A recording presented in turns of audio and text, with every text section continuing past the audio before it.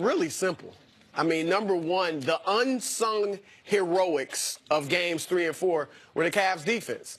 From Kyle Korver to LeBron James, they all defended better.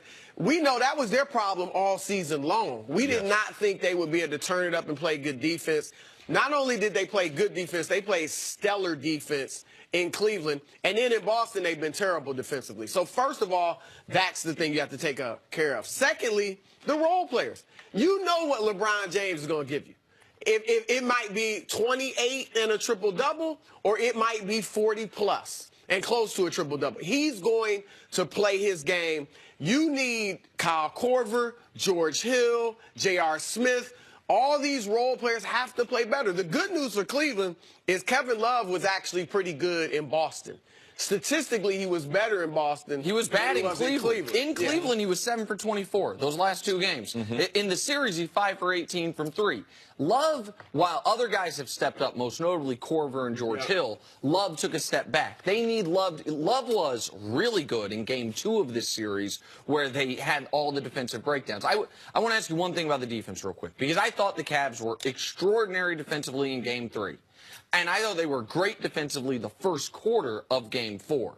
And then the next 3 quarters, they give up 84 points. I think that was the one concerning note of what happened in Cleveland to me is they seem to fall back into some of those bad defensive habits, allowed Jason Tatum to get going a little bit, allowed Jaylen Brown to get going a little bit. They need to bring the defensive intensity from the entirety of Game 3 to the entirety of Game 5. The challenge for them is that they're not that athletic. And Boston is way more athletic. And yeah, so how long can they sustain a good defensive run? To your point, maybe it was 5 quarters, and then they fell apart defensively, so they're going to have to play well. Boston is far more athletic. Jen and I's question is, and earlier discussing this, Brad Stevens, say something. Do something. Say something, I'm giving up on you. It's time for him to come up with either a move, either as far as the lineup. Like, we're giving him all these accolades. Someone on this desk, a guest that we have, says he's the best coach in the NBA. It's time to say something and make an adjustment. Like, what is he going to do in a crucial game number 5? How does he get them better looks offensively? I would bet that he stays with his same starting lineup. So not going to start Aaron Banks? I don't think so, because to your point, the last 3 quarters they played okay. Remember I talked about it yesterday. Like, if you're Boston, you're a young team, you can feel at least a little bit better that, okay, the last 3 quarters we played our game. Yes. And we got back in it to some degree. So I don't think he'll change, and especially with them going home, where they have been better. You don't like the opposites, the way they played road home, but he understands it. So I think they'll stay pat. I think that whatever Brad Stevens' adjustment is, what he has to be trying to achieve is, I would say, 2 primary things. 1, getting Al Horford involved offensively, and 2, giving Terry Rozier help defensively. Because if the Cavs keep hunting Terry Rozier down, then all of a sudden, if he becomes unplayable, and I thought he was unplayably bad for parts of Game 4, even though he ended up statistically with a decent line.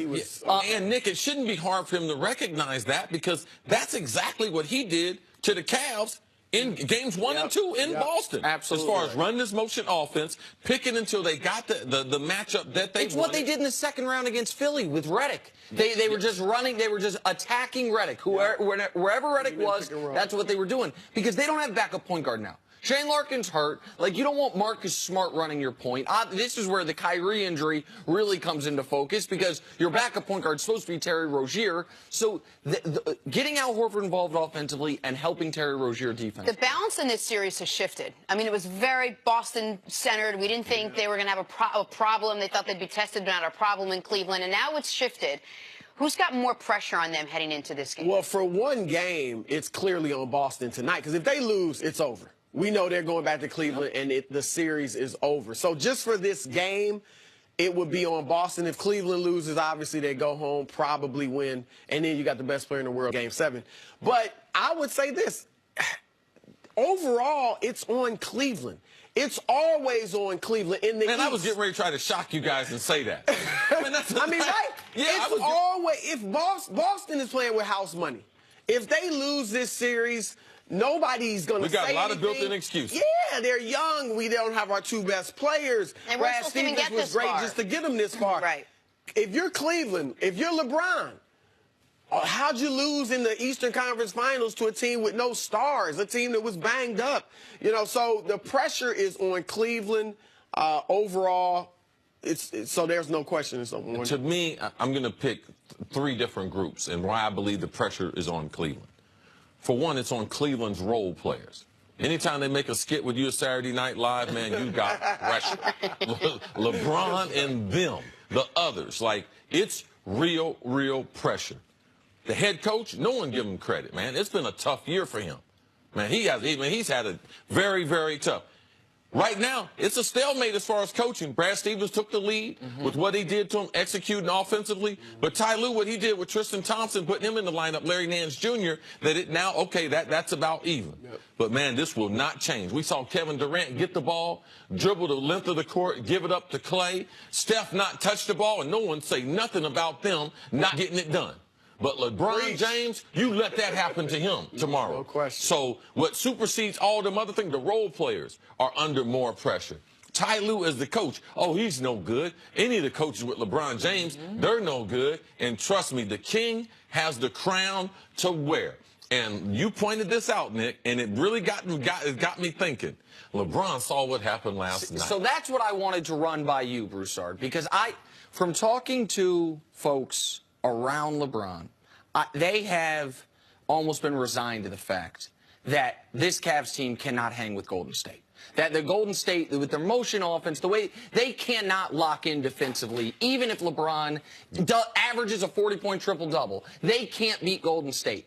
They also believe that while they would be underdogs to Houston, they actually could beat them. So I feel like last night has an extra motivating factor for LeBron, because he all of a sudden, the door is not closed on him winning a championship this year. If Golden State goes up 3-1, I feel like he's still going to try hard. He's still going to want to win. But it's as far as making sure they don't let go of the rope if it starts going badly in Boston. If he knows in back of his head, man, if we come back here for what? So we get our heads handed to us in the finals? I think that's a real thing here. There are LeBron James fans I've talked to hoping they lose this series. Because listen, I got a full confessional. We got the preacher here. I'm in that camp. I'm so sorry. Because 3 and 6 is worse, right? Yes. I've been telling Nick this off TV, man. Man, we don't want that, Nick. Nick's like, yes, we do want that. Because I think it's absurd to say it'd be better to lose than to win. Yeah, I'm on your side, but I'm on both sides, because I understand in 5 years, people are just going to say he's 3 and 6. They're not going to remember Boston. But to your point, here's the thing, and this is where I give Houston a ton of credit. I love the fact that they're not folding, that they believe they can beat Golden State. And I get being realistic. LeBron, he's human like the rest of us. He sees we don't have the athleticism to stay with them, to switch with them the way that we got beaten 5 last year, and we're worse. And we had Kyrie.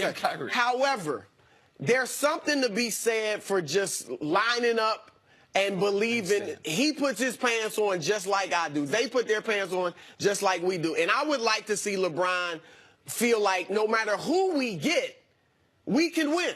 Sure. Now, maybe you can't, but you got to go out there with that attitude, especially when you're the best player in the world. So, yeah. But it is more realistic against Houston. I've been told by people close to LeBron, they think they can beat Houston. Exactly right. And they do not feel that way about Golden State. Yep. Right. Among the many things I didn't think we'd talk about on this show. Pants? How men put their pants on. Chris, stick around. Coming up. Is that sexist? No. In no, but it was today's day and sexy. age?